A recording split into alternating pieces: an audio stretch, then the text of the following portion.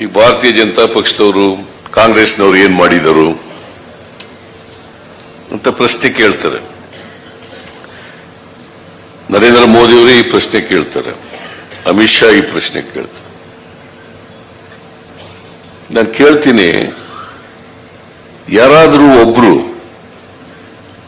ಭಾರತೀಯ ಜನತಾ ಪಕ್ಷದವರು, ಇಂದಿನ ಜನಸಂಘ ಆಗ್ಬೋದು, RSS ಆಗ್ಬೋದು, ಇವತ್ತಿನ ಬಿಜೆಪಿ ಆಗ್ಬೋದು, ಯಾರು ಒಬ್ರು ದೇಶಕ್ಕೋಸ್ಕರ ಪ್ರಾಣ ತ್ಯಾಗ ಮಾಡಿರ್ತಕ್ಕಂಥ ನಿದರ್ಶನ ಇದೆಯಾ?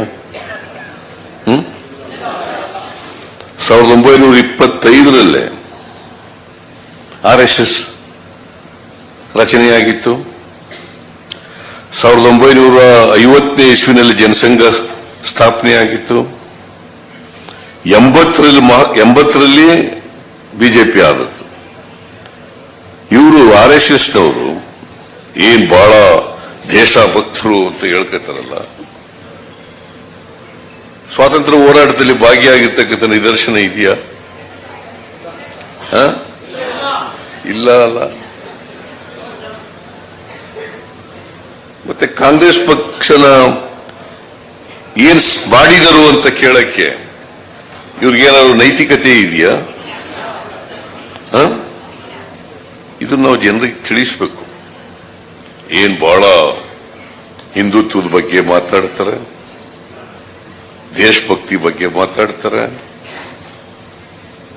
ಡಿಸಿಪ್ಲಿನ್ ಬಗ್ಗೆ ಮಾತಾಡ್ತಾರೆ. ಏನ್ ನರೇಂದ್ರ ಮೋದಿ ಅವರು ಹೇಳದ್ದೇ ಸಬ್ಕಾ ಸಾಥ್ ಸಬ್ಕಾ ವಿಕಾಸ್ ಸಬ್ಕಾ ವಿಶ್ವಾಸ್. ನರೇಂದ್ರ ಮೋದಿಜಿ ಯಾವ ಸಬ್ಕಾ ಸಾಥ್ ರೀ? ಯಾಕ್ರಿ ಸುಳ್ಳು ಹೇಳ್ತೀರಿ?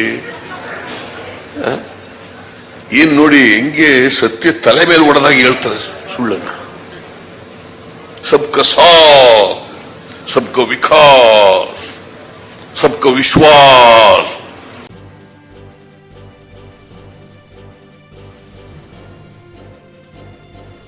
ಇದು ಮಾನವೀಯ ಸಂದೇಶದ ಜನವಾಹಿನಿ.